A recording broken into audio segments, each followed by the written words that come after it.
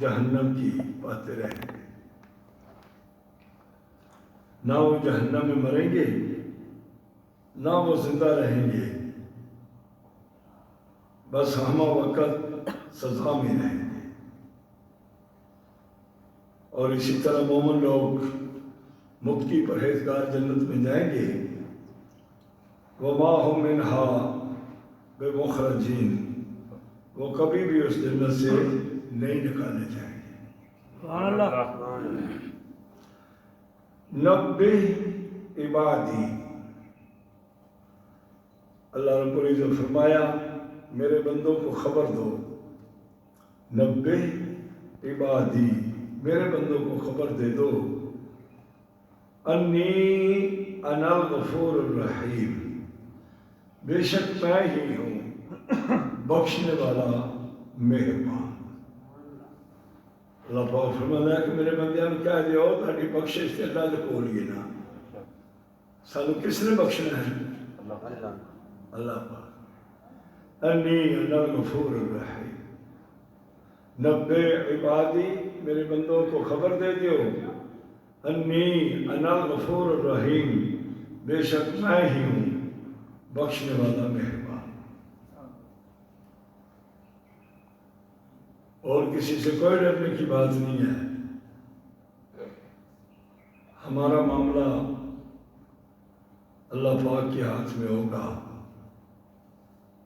وہ اللہ تعالیٰ معاف فرمانے والا ہے، اس نے بڑے بڑے گناہ گاروں کو بخش دیا، 100 بندے کے قاتل کو معاف کر دیا، سبحان اللہ۔ کتوں کو جنت میں داخل کر دیا، سبحان اللہ۔ بڑے بڑے مجرم لوگ اس نے بخش دیے۔ انی انا الغفور الرحیم، میرے بندوں کو خبر دو کہ بے شک اللہ تعالیٰ ہی بخشنے والا مہربان ہے۔ وَأَنَّ عَذَابِي هُوَ الْعَذَابُ الْعَلِيمُ، اور میرا ہی عذاب دردناک عذاب ہے۔ اے جڑا دنیا تے عذاب بیماری دا آ جانا، مقدمے دا یا ایسے ہے تے یہ بھی بندے دی توڑ پھوڑ کے رکھ دیندا، یہ بھی پریشانی، لیکن یہ اللہ دے عذاب کے بدلے زیرو ہے، یہ کوئی اللہ کا جو عذاب ہے وہ سب سے سخت ہے۔ وَأَنَّ عَذَابِي، بے شک اللہ فرمایا میرا عذاب هو العذاب العلیم، وہ دردناک عذاب ہے۔ جس کو اللہ دردناک کہہ رہا ہے وہ کتنا دردناک ہوگا۔ ایک تو نہ چلو کسی نے گولی ماری تو مر گیا، ایک کئی دشمن ہے کر دینے وہ پیران لو بڑھنا شروع کر دیں، اینی پوڑیاں کر دیں، وہ دردناک کو فلانے نے بڑا ظلم کر کے قتل کیتا ہے، فلانے دردناک عذاب اللہ دے، جیسے اللہ نے بخشنا ہے اور اللہ کا عذاب ہی دردناک ہے۔ وَنَبِّئْهُمْ عَنْ ضَيْفِ إِبْرَاهِيمَ، اللہ پاک فرمایا محبوب ان کو خبر دو، ان کو خبر سناؤ ابراہیم علیہ السلام کو مہمانوں کی۔ حضرت سیدنا ابراہیم علیہ السلام تشریف فرما سن، 12 یا 10 یا 8 فرشتے آئے انسانی شکل ہے حضرت سیدنا ابراہیم علیہ کے پاس۔ اللہ پاک نے اپنے حبیب نے فرمایا کہ محبوب وَنَبِّئْهُمْ عَنْ ضَيْفِ إِبْرَاهِيمَ، تو حضرت ابراہیم علیہ السلام دے مہمان انہوں نے خبر سناؤ زبان۔ ابراہیم علیہ السلام بیٹھے سن، وہ فرشتے آ گئے انسانی شکل ہے، اِذْ دَخَلُوا عَلَيْهِ فَقَالُوا سَلَامًا، جب وہ اس کے پاس آئے تو بولے السلام علیکم۔ ابراہیم علیہ السلام سے انہوں نے سلام لیا، السلام علیکم،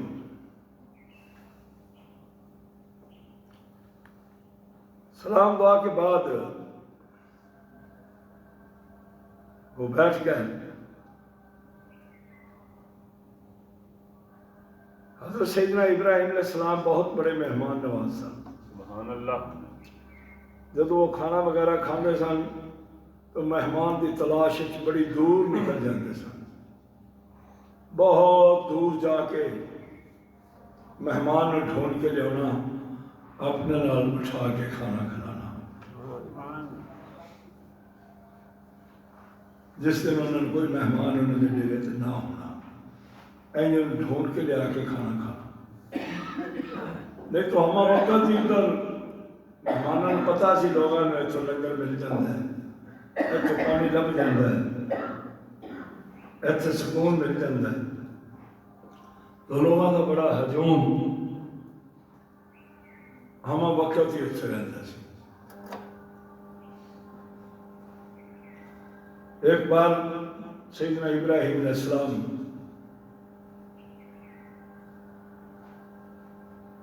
کہ لنگر ختم ہو گیا, غلہ ختم ہو گیا, دانے وغیرہ. تو آپ کا ایک دوست سی مصر آپ نے فرمایا جاؤ ان کے پاس, ان سے بولو کہ لنگر دانے ختم ہو گئے ہیں, کچھ لنگر شریف کے لیے دانے بھیجو. وہ جو لینے گئے نا اس آدمی سے بات کی کہ حضرت سلیمان اپنا ابراہیم علیہ السلام نے بھیجا ہے لنگر کے دانے لینے.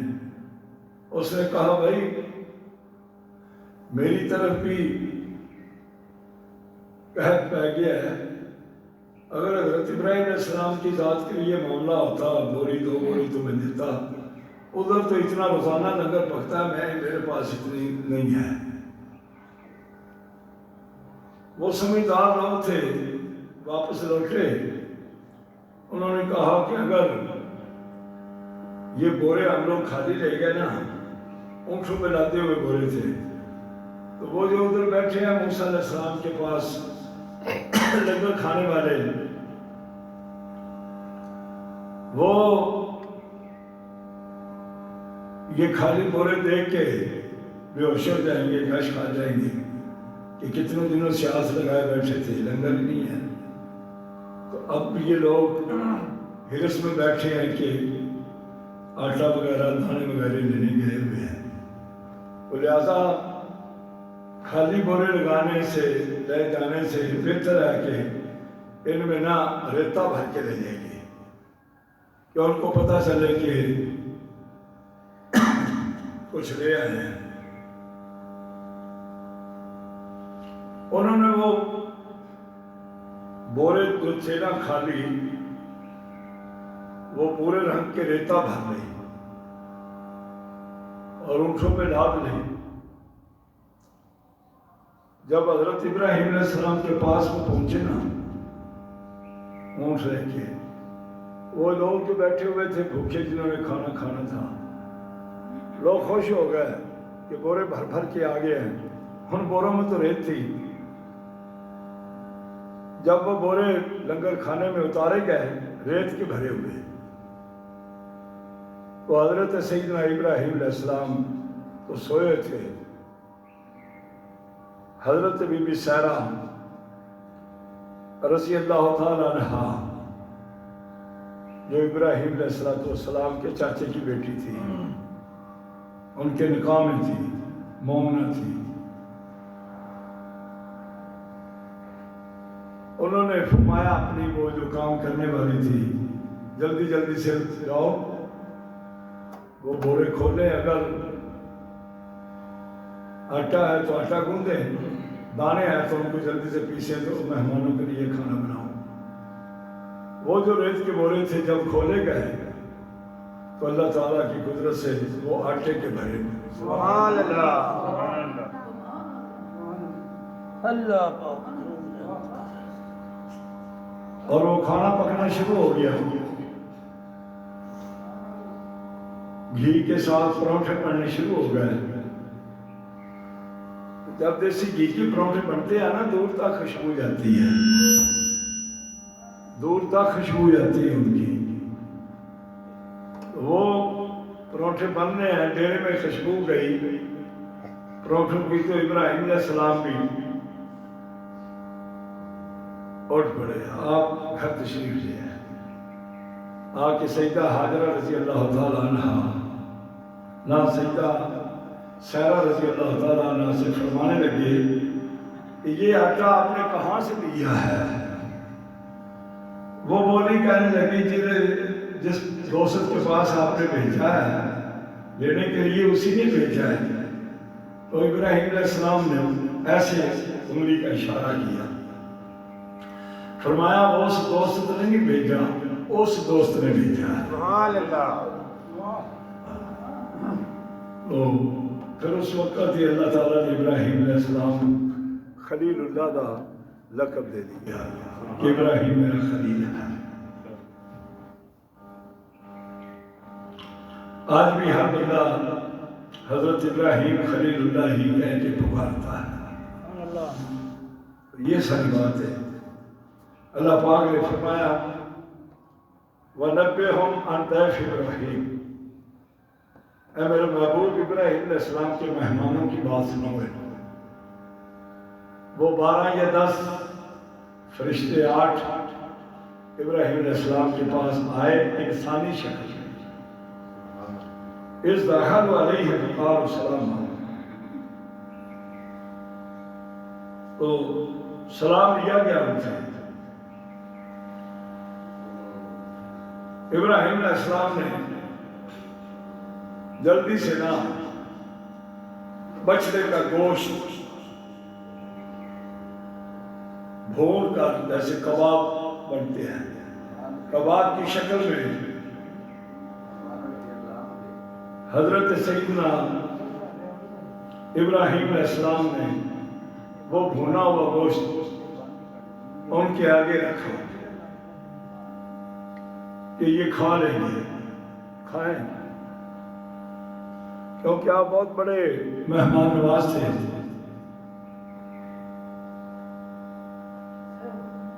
لیکن وہ جو مہمان تھے نا انہوں نے کھانے کی طرف کوئی توجہ نہ کی.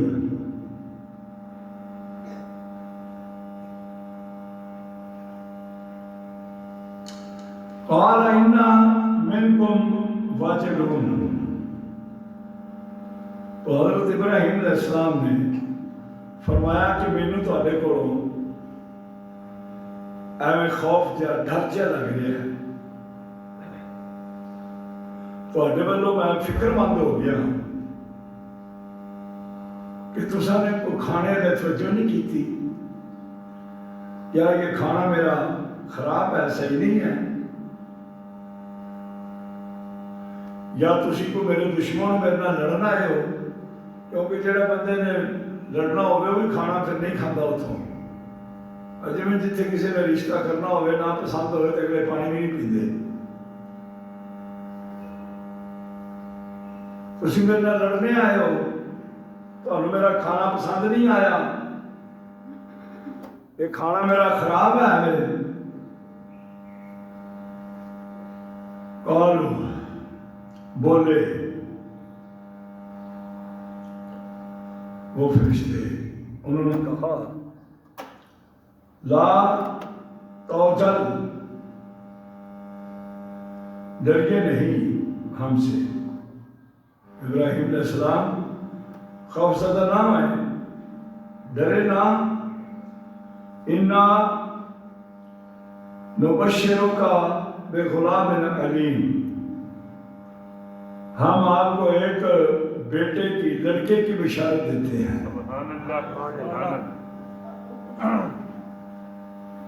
بغلام علیم، اور وہ لڑکا بھی ایسا ہوگا جس کو دنیا کے کسی مدرسے سے تعلیم حاصل کرنے کی ضرورت نہیں ہے. سبحان اللہ. اللہ اس کو عالم بنا کے بھیجے گا. دنیا میں آ کے نہیں وہ علم سیکھے گا، اس کو اللہ تعالیٰ علم سکھا کے بھیجے گا، وہ لوگوں کو علم سکھائے گا، علیم ہوگا۔ تو ہم آپ کو بشارت دیتے ہیں۔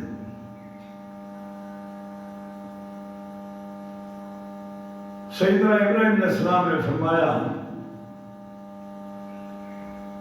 قال ابشرتمونی علی ان مسنی الکبر، کیا تسی مینوں اس وقت بشارت لڑکے دے رہے ہو جدوں میں بڈھا ہو گیا ہاں؟ ہاں جی، کبر ہو اس وقت مینوں ہن تسی بشارت دے رہے ہو جدوں میں بوڑھا ہو گیا 120 سال کی عمر دا، کیا میں ہن دوبارہ جوان کیتا جاواں گا؟ یا یہ کیسا بیٹا جو ہے آپ جس کی بشارت دے رہے ہو؟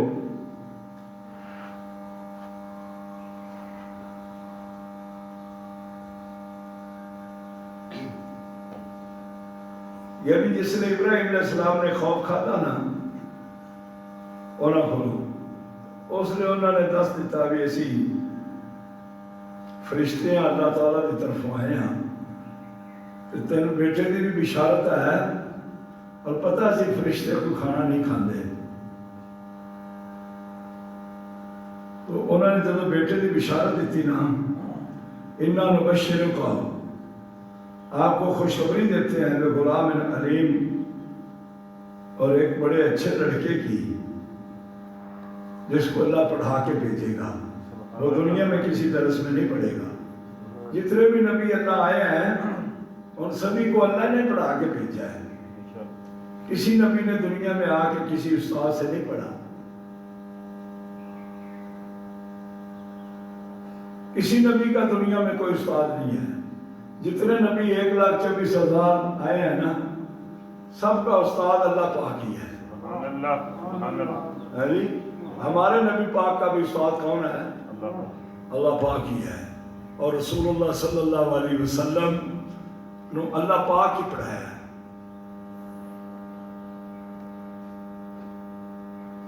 کافر لوگ آندے سن نہیں، رسول اللہ نو ایک نام فضل نام دا بندہ سی، اتھے مکے پاک لوہار سی، نبی پاک وہ کو جا کے پڑھتے ہیں، لیکن کتنی غلط گلاں کرتے ہیں۔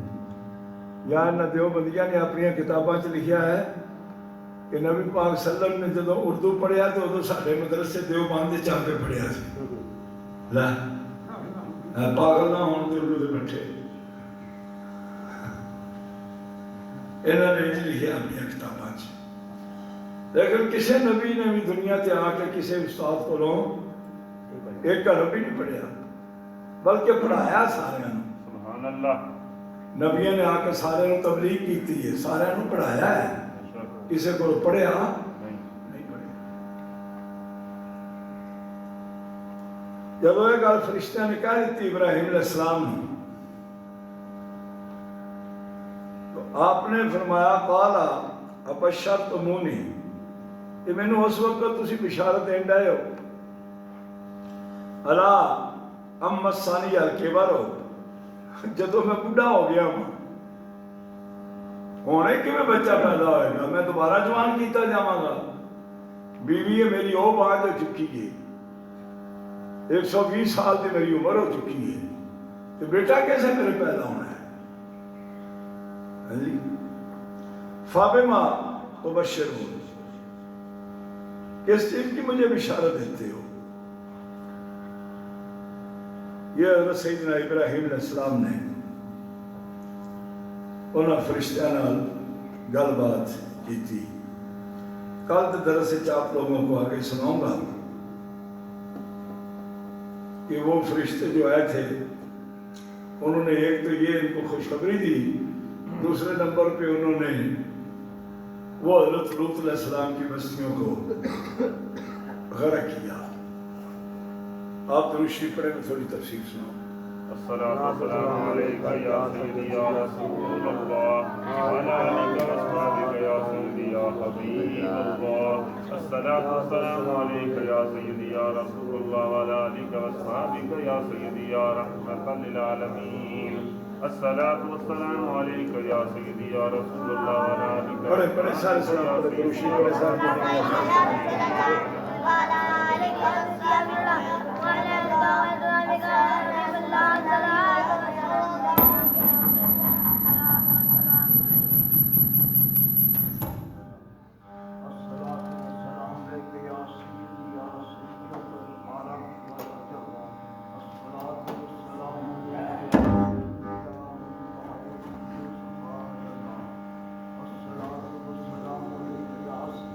سننا بھائی،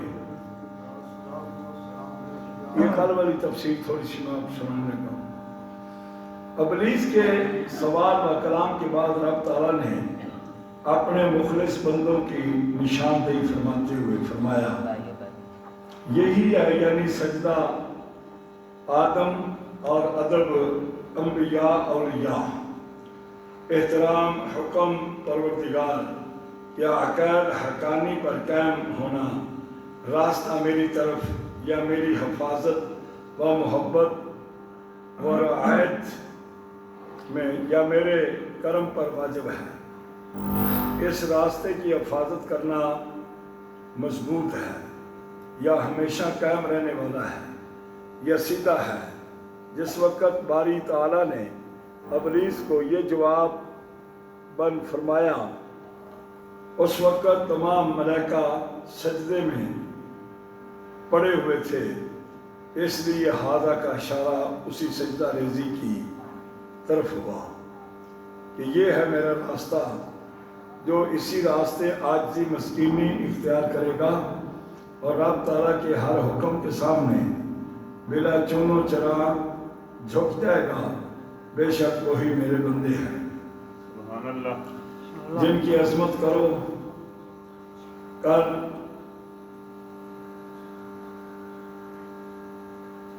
اور خلوص بے رہا کا تو نے بھی اعتراف کیا ہے۔ صرف میری عبادت کا نام خلوص نہیں، وہ تو ابلیس تو بھی ہزاروں سال سے کر رہا ہے، مگر تو بھی اپنے آپ کو مخلص نہیں سمجھتا۔ مخلص تو وہی بندے ہیں جو ان فرشتوں کی طرح انبیاء کرام کا ادب احترام عزت و شان مانتے ہوئے میری طرف آئیں۔ ان بندوں پر واقعی تیرا کوئی زور نہیں چلے گا۔ بعض نے فرمایا ہاذا سے مراد خلوص ہے۔ یہ ایک پنکھا چلا دو مگر یہ دور کی بات ہے۔ اہل لغت نے یہاں علیہ کے 3 معنی کہ یہ ہیں، بمعنی لا یعنی طرف، بمعنی فی یعنی میری حفاظت میں، بمعنی ہی معنی میں یعنی واجب ہے، میرے کرم پر مجھ پر۔ ان 3 معنوں کے لحاظ سے اسی کی 3 تفسیریں ہوئی۔ مستقیم ان کے 3 معنی کیے گئے ہیں، اور سیدھا یعنی دین اسلام اور دین خدا بندی میں یہ سب شانیں پائی جاتی ہیں۔ ہاں جو ان گمراہوں میں سے جو تیری پیروی کریں گے اور تیرے ورگلانے پہنانے سے تیرے ہی ہو جائیں گے، اور اپنی اصلیت فطرت اور یہ انسانی عظمت بھلا کر تیری آرام دہ بد امریوں کو اختیار کریں گے، ان پر تیری قوت سلطنت وارد ہوگی اور وہ تیرے تسلط سے نہ نکل سکیں گے۔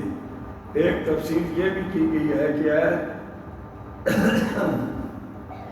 ابلیس میرے کسی بندے پر تیرا تسلط اور تیری قوت قائم نہیں ہو سکتی، نہ تو کسی کو جبراً اپنا مطیع بنا سکتا ہے، بس تیرا اتنا ہی زور ہے کہ تو دل میں خفیہ وسوسہ ڈالے گا، تو جس نے تیرے وسوسہ کو ٹھکرا دیا وہ مخلص بندہ ہوگا جس نے اس اغوا اور وسوسے کے زیر اثر تیری تباہ کر دی تو وہ گمراہ ہو گئے، جن کی ساری دنیا کے ہر زمانے میں 7 قسمیں ہوں گی، اور بے شک البتہ ان تمام اغوا شدہ لوگوں کا موعود یعنی وعید اور جھڑک و سزا عذاب کی جگہ ایک ہی 7 منزلہ جہنم کا بڑا علاقہ دائمی ٹھکانہ ہوگا۔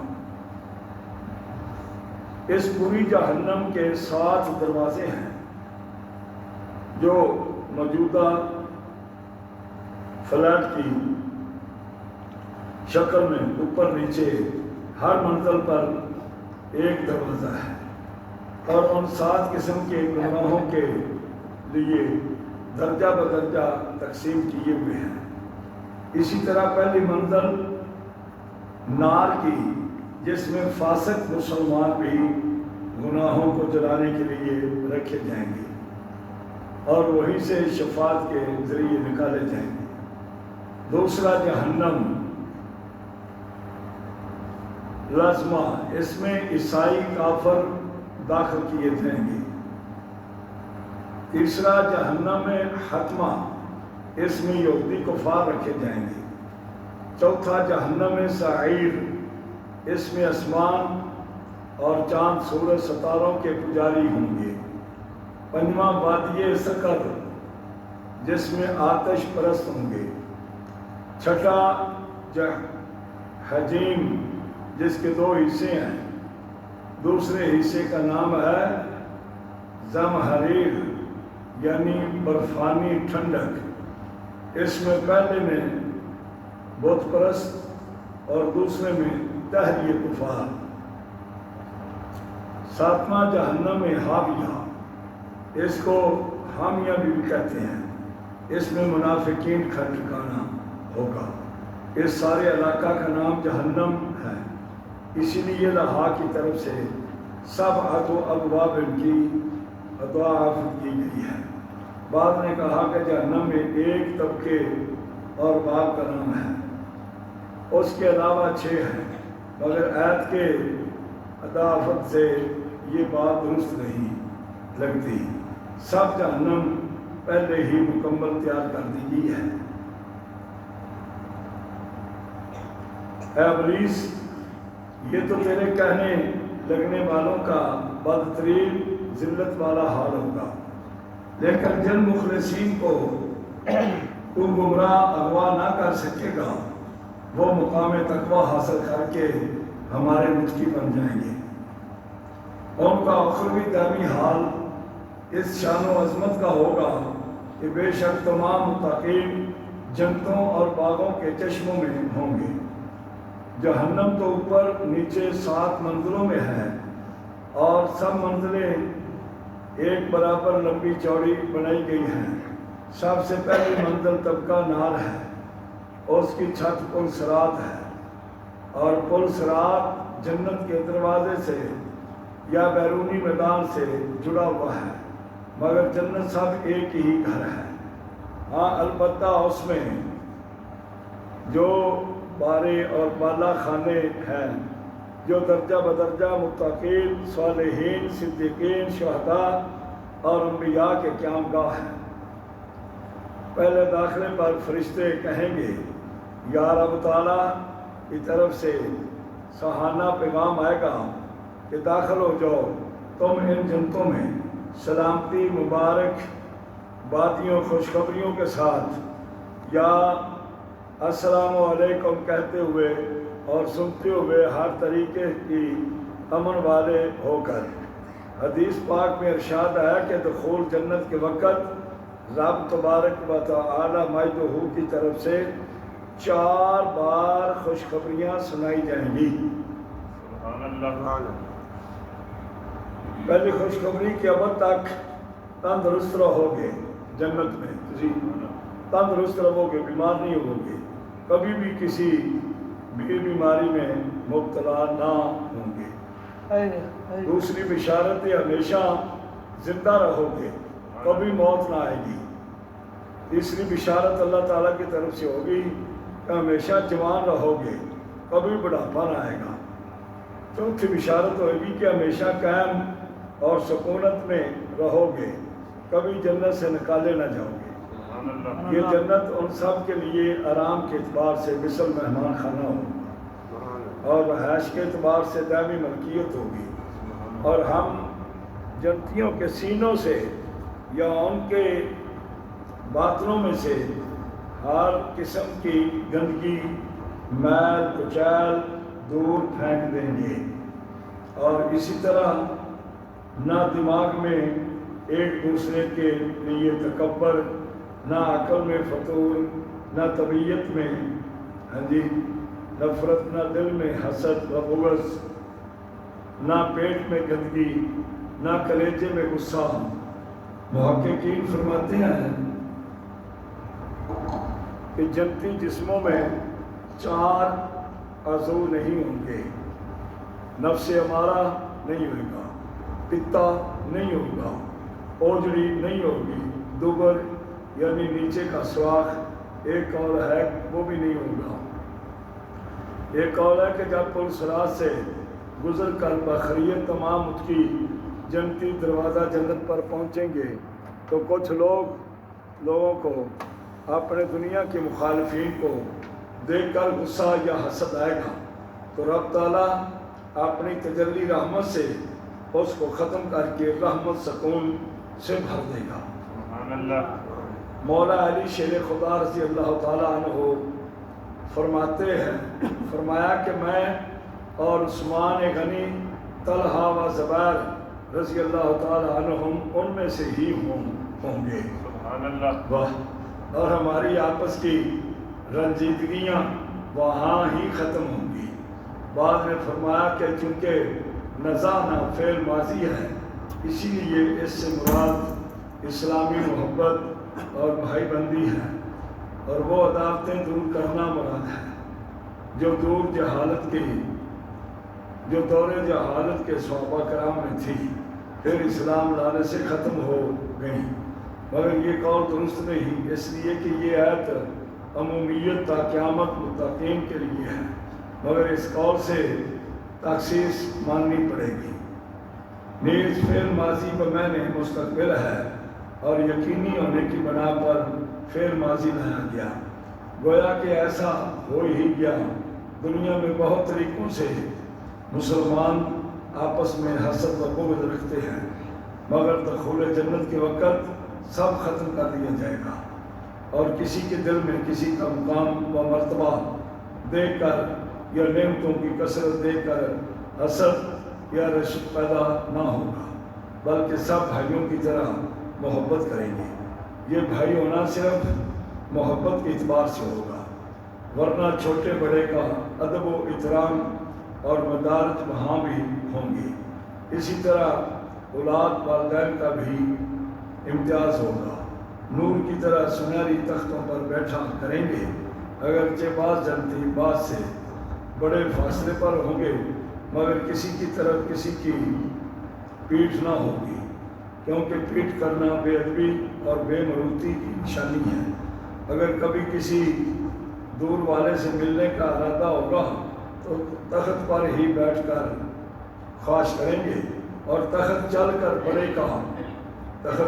پڑے گا جی، اور کسی بھی وقت کسی طرح ان کو کوئی مشقت تکلیف نہ پہنچے گی۔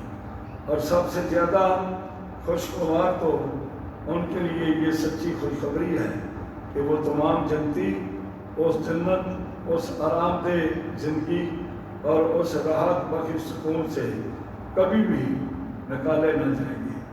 کیا کرم ہے میرے خالق مالک کا کہ اس نے اپنے قرآن پاک کے ذریعے سب اچھے بروں کے تمام اخروی حالات و مقامات صاف صاف بتا دیے، کسی سے کچھ چھپا ہوا نہیں ہے۔ اور حدیث پاک نے آنکھوں دیکھی جہنم کا حال سنا دیا۔ اب بھی کوئی شیطان سے نہ بھاگے اور دامن مصطفیٰ صلی اللہ علیہ وسلم میں پناہ نہ لے تو کتنی بد نصیبی ہے۔ اولیاء کاملین کی منجانب اللہ محفوظین میں داخل ہے۔ جس طرح کے تمام انبیاء کرام معصوم ہوتے ہیں، یہ فائدہ لہ صدقہ علیہم سلطان ان سے حاصل ہوا۔ معصوم وہ ہے جو گناہ صغیرہ یا کبیرہ کر ہی نہ سکے، اس میں گناہ کا مادہ ہی نہ ہو، پیدا کیا گیا جیسے ملائکہ۔ اسی لیے فرشتوں کو بھی معصوم کہا جاتا ہے۔ محفوظ وہ ہے جو گناہ کر سکے مگر کرتا نہ ہو۔ نیک وہ ہے جو گناہ کر بھی سکتا ہے اور کر لیتا ہے مگر فوراً سچی توبہ کر کے بخشوا لیتا ہے۔ فاسق وہ جو گناہ کر کے توبہ نہ کرے۔ بعض ندان لوگ اپنی ندانی سے یہ لکھ گئے ہیں معاذ اللہ کہ انبیاء جھوٹ بول سکتے ہیں۔ باقی نے گا لکھی، باقی نے آخر آپ بھی جھوٹ بول سکتے ہیں۔ اعمال کتنے ہی خوبصورت کیوں نہ ہوں، جب تک صراط مستقیم پر بندہ نہ آئے، سب بیکار، وہ اخلاص جو دامن مصطفیٰ سے ہٹا ہو وہ ریاکاری ہے۔ شیطان کا وسوسہ ہر ایک کو آ سکتا ہے، خواہ مخلص بندہ ہو یا غیر مخلص، یہاں تک کہ اولیاء اللہ اور انبیاء کرام کو بھی، مگر شیطان کا ورگلانا مخلصین کو بھی نہیں آ سکتا۔ یہ فائدہ سلطان فرمانے سے حاصل ہوا، کیونکہ ورگلانا قابو پانا ہے اور یہی تسلط یا سلطان ہے، مگر وسوسہ صرف قریب ہونے اور خیال بدلنے کا نام ہے۔ جتنا ایمان زیادہ ہوگا شیطان اتنا ہی بار بار قریب آ کر ستائے گا۔ شریعت اسلامیہ کا یہ قانون اپنی جگہ بالکل اٹل اور کلیہ ہے کہ کوئی کافر جہنم میں جا کر پھر اپنی طور پر نکل نہیں سکتا اور فاسقین کو باسدا نکال دیا جائے گا۔ قادیانیوں کا عقیدہ غلط ہے کہ کافر بھی زیادہ مدت بعد جہنم سے نکال کر جنت یا آراف میں رکھے جائیں گے۔ مرضی یہ گانا ہے۔ یہ مسئلہ لموعدہم کی تفسیر سے مستمت ہوا۔ اسی طرح دیگر آیات میں بھی واضح ثبوت ہیں۔ عام متقی عام ملائکہ سے افضل ہیں، کیونکہ ملائکہ زیارت کرنے آیا کریں گے اور سلام کیا کریں گے، فرشتے متقی لوگوں کو سلام کریں گے، اور زیارت کرنے والا اس سے افضل نہیں ہو سکتا جس کی زیارت کر رہا ہے۔ کیا نا جتنی زیارت ہو بے افضل تو ہوگی نا، کہ فرشتے متقی لوگوں کی زیارت کریں گے۔ فتاوی بحر رائق جلد اول صفحہ نمبر 354 پر یہ بات لکھی ہے۔ ٹھیک ہے بھائی؟ اللہ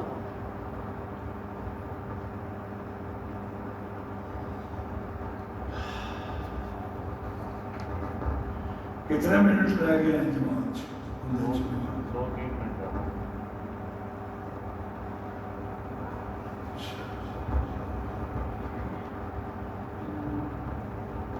اے کریم رحیم رحمت عالمین نبی، میرے ان بندوں کو تا قیامت خبر دے دو جو اعمال صالح ریاضت عبادت میں بڑے متقی نہیں کمزور و مصروف ہیں، کہ بے شک میں وحدہ لا شریک ہی ہر بخشش مانگنے والے کو بخشنے والا ہوں اور ہر مجبور دنیاوی دینی روحانی جسمانی ظاہری باطنی پر رحم فرمانے والا ہوں۔ لیکن فاسق و بدکار ظالم متکبر مغرور کے لیے میرا عذاب بھی دردناک عذاب ہے۔ مفسرین کرام فرماتے ہیں کہ پہلی آیت ان عبادی ایسا میں عبادی سے مراد انتہائی متقی لوگ ہیں جی، یا پاک باز مخلص بندوں کا ذکر تھا، مگر یہاں ان کو اپنا بندہ فرما کر عزت بخشی جا رہی ہے۔ جو اگرچہ عبادت میں سست ہیں لیکن عاجز بخشش کی طلب کرتے رہتے ہیں۔ اسی لیے یہ بندے 7 قسم کے ہیں۔ ابد تشریفی یہ صرف شان ابدیت نبی پاک صلی اللہ علیہ وسلم ہے، اسی لیے فرمایا اسوا بے عبدہ۔ ابد تفصیلی جیسے کہ باری تعالیٰ نے تمام انبیاء کرام کو عبادی الصالحون فرمایا، یا عبادنا ابراہیم و اسحاق و یعقوب فرمایا۔ ابد تقریبی جیسے فرشتوں کو فرمایا گیا عباد مکرمون۔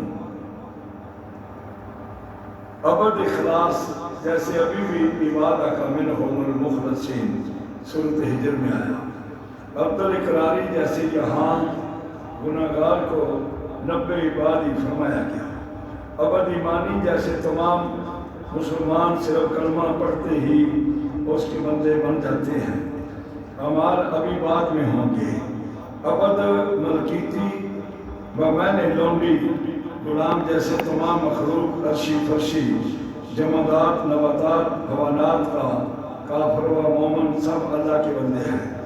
بس جو بندہ دھوکے سے شیطان کے پھندے میں پھنس گیا اور پھر بچتا تو وہ غم نہ کرے، میں غفور بھی ہوں رحیم بھی، جی پچھلے 6 بخش دوں گا، آئندہ بچا دوں گا۔ اب کئی لوگ بڑی دیر تک گناہگار رہتے ہیں، پھر اللہ نے توبہ دی توفیق دینا جو شیطان کو بچ جاتے ہیں، اور جو سرکشی سے اس کے وسوسوں میں پڑا اور خرمست ہوا تو اس کے لیے درد والا عذاب بھی تیار ہے۔ یعنی جڑا توبہ کری نہ وہ پیچھے لگا رہے تو واسطے دار، جس کی مثالیں سابقہ امتوں میں گزر گئی کہ ابلیس نے اپنے قول اور ارادے کے مطابق ہر انسان کو ہر طریقے سے غرق بنایا، یہاں تک کہ ابراہیم علیہ السلام کے زمانہ میں حضرت لوط علیہ السلام کی قوم کو کسی قانونی بدکاری میں مبتلا کر دیا کہ وہ اس خبیثانہ حرکت کو اچھا سمجھنے لگے، بچنے والے نیک بندوں کو تانے دینے لگے۔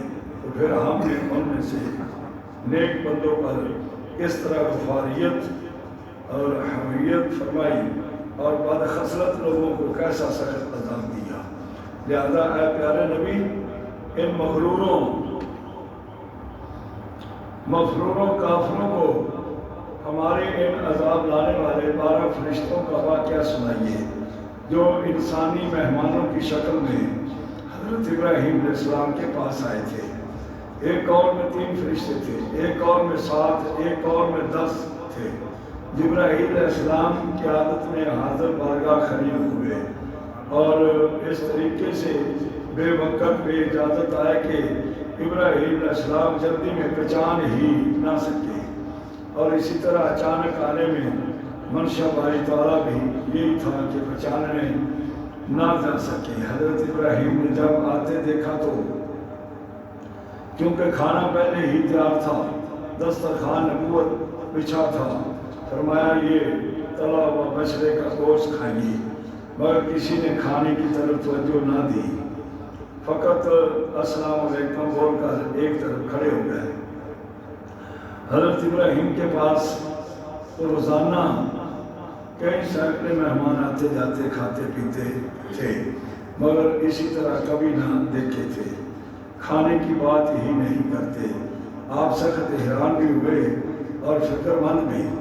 اسی فکر اور پریشانی میں سلام کا جواب دینا بھی خیال نہ رہا، اور فرمایا بے شک ہم سب گھر والوں اور نوکر چاکر آپ کی طرف سے عجیب حیرانی اور فکر پریشانی میں مبتلا ہو گئے کہ بے وقت آنا اور جلدی میں اجازت بھی طلب نہ کرنا، پھر کچھ کھاتے بھی نہیں۔ کیا تم کوئی پریشانی ہے تمہیں، یا تم ہم سے ناراض ہو یا لڑنے آئے ہو؟ کیونکہ مسافر مہمان اگر کھانا نہ کھائے تو اس کے سوا اور کیا سمجھا جا سکتا ہے۔ یہ سب کچھ آنن فانن اتنی جلدی ہوا کہ نبی کی خداداد طاقت والی آنکھ بھی، غیب کے علم والی عقل شعور بھی اصلیت کی طرف متوجہ نہ ہو سکی، لیکن چونکہ علم نبوت سے وہ زیادہ دیر چھپ نہیں سکتے تھے، اسی لیے فوراً سب کی طرف سے ایک فرشتے حضرت جبریل نے یا سب نے ہی بے وقت آواز عرض کیا، قالوا لا تعجل انا نبشرک بغلام علیم قال ابشرتمونی علی ام ثانیا کبرا فبما تبشرون، بولے ہماری طرف سے کسی قسم کا فکر اندیشہ نہ فرمائیے، ہم دشمن نہیں نہ لڑنے آئے ہیں بلکہ ہم دوست ہیں، بے شک ہم آپ کو بہت ہی خوشخبری کرنے والے ایک خبر سناتے ہیں، ہم آپ کو بہت علم والے بیٹے کی بشارت دیتے ہیں جو کچھ زمانے کے بعد آپ کو ولادت میں عطا ہوگا، اس کو کسی مدرسے میں علم پڑھنا نہ پڑھنے گا، بلکہ جو رب اس کو بیٹا اور مذکر انسان بنائے گا وہی اللہ اس کو سکھائے گا، اور اتنا علم سکھائے گا کہ وہ بچہ شکم مادر سے ہی علیم بن کر آغوش مادر میں آئے گا، اور عالم نہیں علامہ نہیں بلکہ علیم ہوگا، یعنی ہمیشہ تک عالم رہے گا، اس کا علم کبھی ختم نہ ہوگا۔ یہ خوشخبری سن کر بے حد خوشی ہو کر جواباً فرمایا، اے اللہ کی خوشخبری پہنچانے والوں، کیا تم مجھ کو یہ بشارت عظیم اس وقت نہیں سنا رہے ہو کہ جب مجھ کو بہت زیادہ بڑھاپا پہنچ گیا ہے؟ اس وقت آپ کی عمر 120 سال 112 سال ہو چکی تھی جب یہ حضرت اسحاق علیہ السلام کی ولادت با سعادت کی خوشخبری آپ نے سنی تو فرمایا کس نوعیت کی تم سب مجھ کو بشارت سناتے ہو؟ کیا میری نسل اور نطفے سے ہوگا یا میرے بیٹے اسماعیل کی نسل میں سے میرا پوتا ہوگا، یا مجھ کو جوان کر دیا جائے گا، یا ایسے ہی قدرت الہی کی شان ظاہر ہوگی؟ عام طور پر تو اس عمر میں ابھی تک کسی کی اولاد نہیں ہوئی، اور نہ ہی میں نے اپنے اب کسی بیٹے کے لیے دعا مانگی ہے، پہلے جب دعا مانگا کرتا تھا تو مجھ کو پیارا اسماعیل عطا کر دیا گیا تھا۔ اس عمر میں تو ہر بوڑھا اولاد سے مایوس ہی ہوتا ہے۔ یہ کلام موجودہ کفار مکہ کے لیے ہے، کیونکہ اپنے پہلے نہ سنایا گیا کہ وہ اللہ اپنے عاجز بندوں کے لیے غفور رحیم اور سرکشوں کے لیے اس کا عذاب علیم ہے، اسی لیے ان فرشتوں کو اس وقت دونوں کاموں کے لیے بھیجا گیا، اور موجودہ لوگوں کو بتایا گیا کہ ہم نے کس طرح اپنی غفاریت اور رحمیت حضرت ابراہیم و آل ابراہیم پر فرمائی، اور سرکش قوم لوط کو کس طرح عذاب علیم سے ہلاک کر دیا۔ امام راضی نے فرمایا کہ ابراہیم علیہ السلام کا واجب ہونا فرمانا اس لیے تھا کہ آپ نے ان مہمانوں میں جلال الہی اور حیبت ربانی دیکھ لی تھی، مگر میں کہتا ہوں کہ یہ اس لیے درست نہیں کہ اگر یہ بات ہوتی تو چل نہ کہا جاتا، اور نہ آپ ان مہمان سمجھتے، نہ کھانا پیش کرتے، نہ ان کو لڑنے والا دشمن سمجھتے۔ اسی زمانے میں بلکہ آج بھی رواج ہے کہ دشمن اور لڑنے والا کھانا نہیں کھاتا۔ مصطفیٰ جانے والے